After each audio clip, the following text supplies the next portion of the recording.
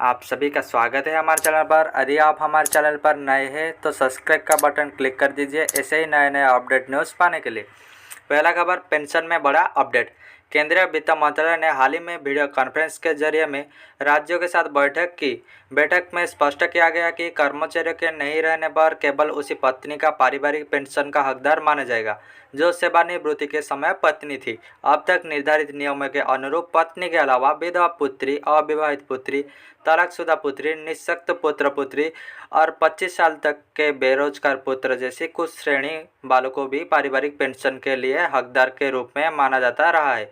CM से मांग है कि ओपीएस को ही जारी रखा जाए। यूपीएस में कुछ भी हो, हमें मंजूर नहीं है। ओपीएस से छेड़छाड़ की गई तो प्रदेश में आंदोलन किया जाएगा। भारत का नाम लेकर पुतिन ने किया बड़ा ऐलान। रूस और यूक्रेन के बीच जंग की पिछले 2 वर्षों से जारी है। बीच बीच में दोनों देशों को युद्ध को रुकवाने की पहला विभिन्न देश की ओर से जारी की जा रही है। हाल ही में प्रधानमंत्री नरेंद्र मोदी ने रूस के बाद यूक्रेन का दौरा किया तो दुनिया का शांति दूत भूमिका निभाते भारत नजर आया। रूस राष्ट्रपति व्लादिमीर पुतिन ने कहा कि चीन, भारत और ब्राजील यूक्रेन पर संभावित शांति वार्ता में मध्यस्थ के रूप में कार्य कर सकते हैं। पुतिन ने कहा कि युद्ध के पहले हफ्तों में इस्तांबुल में वार्ता में रूस और यूक्रेन वार्ताकारों के बीच एक प्रारंभिक समझौता हुआ था जिसे कभी लागू नहीं किया गया था, जो वार्ता के आधार के रूप में काम कर सकता है। रेलवे ने 10th पास के लिए निकली सबसे बड़ी भर्ती। रेलवे में 10th पास के लिए बम्पर वैकेंसी है। रेलवे रिक्रूटमेंट रेल उत्तर रेलवे के नोटिफिकेशन के मुताबिक 4096 अप्रेंटिस पदों के लिए आवेदन आज से शुरू हो गई है। इच्छुक उम्मीदवार 16 सितंबर 2024 तक आवेदन कर सकते हैं। खास बात यह है कि इसके लिए न तो कोई परीक्षा होगी और न कोई इंटरव्यू। उम्मीदवारों का चयन स्क्रीनिंग के माध्यम से किया जाएगा। उत्तर रेलवे के नोटिफिकेशन के मुताबिक अप्रेंटिस पद पर आवेदन करने के लिए rrcnr.org पर जाना होगा। 10वीं उम्मीदवार के लिए पास प्रमाण पत्र होना चाहिए। यूपी सरकार ने तय किया एमएसपी।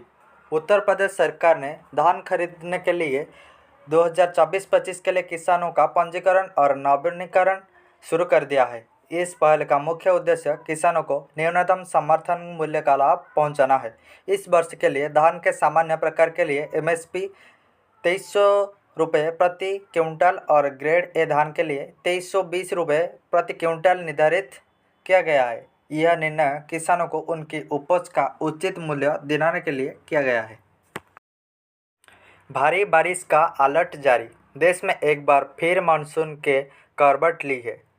दिल्ली एनसीआर समेत यूपी के कई जिलों में लगातार कई दिनों से भारी बारिश का दौर जारी है। वहीं मौसम विभाग ने 6 सितंबर को भी भारी बारिश की संभावना जताई है। दिल्ली के लिए मौसम विभाग ने बारिश का अलर्ट जारी किया है। वहीं यूपी के भी कई हिस्सों बरसात का अलर्ट जारी है। 6 सितंबर को मध्य प्रदेश के साथ राजस्थान, उड़ीसा, गुजरात, उत्तराखंड, तेलंगाना, कोंकण, आंध्र प्रदेश, अरुणाचल प्रदेश में बारिश की संभावना है। दिल्ली में मौसम विभाग के मुताबिक शुक्रवार को भी यानी कि आज भी बारिश पड़ने की संभावना है। अग्निवीरों को लेकर बड़ा बदलाव। अग्निपथ योजना की जब से शुरुआत हुई है तब से कांग्रेस पार्टी मोदी सरकार पर इस योजना को लेकर हमलावर है। हाल में समाप्त हुए लोकसभा चुनाव में अग्निपथ योजना विपक्ष के सबसे अहम मुद्दों में से एक था। लोकसभा चुनाव के दौरान कांग्रेस नेता राहुल गांधी ने भी ऐलान किया था कि अगर हमारी सरकार आएगी तो हम इस योजना को हटा देंगे। ऐसे में अब विपक्ष के दबाव के बाद केंद्र की मोदी सरकार अग्निवीर योजना में बड़ा बदलाव करने जा रही है।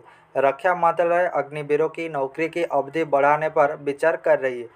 साथ ही साथ केंद्र सरकार अग्निपथ योजना कई प्रकार के बदलाव कर सकती है। पीएम किसान 18th instalment big update. PM किसान सम्मान निधि की 18 किस्त पर इस बार दीपावली से पहले आने वाली है। इसके लिए केंद्र सरकार ने तैयारियां शुरू कर दी है।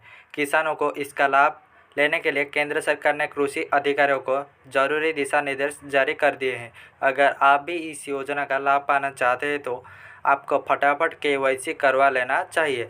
ई केवाईसी न करने वालों किसानों को 18 किस्तें नहीं मिल सकेगी। कृषि मंत्रालय के आंकड़ों के मुताबिक इससे पहले की किस्त में देश के तकरीबन 9 करोड़ किसान के खाते में सम्मान निधि पहुंची थी।